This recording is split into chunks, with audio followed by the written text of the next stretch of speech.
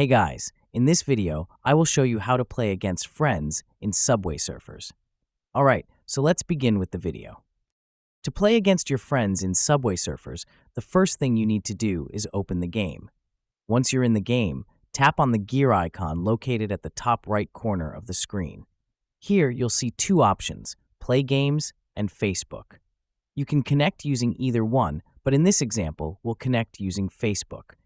Once your game is successfully connected to Facebook, start playing the game normally. As you play, you'll notice that, alongside your score, the scores of your Facebook friends who also play Subway Surfers will appear too.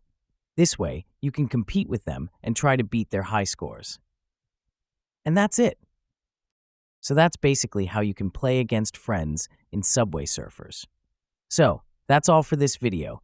Consider subscribing if you find it helpful, and I'll catch you in the next one. Thanks.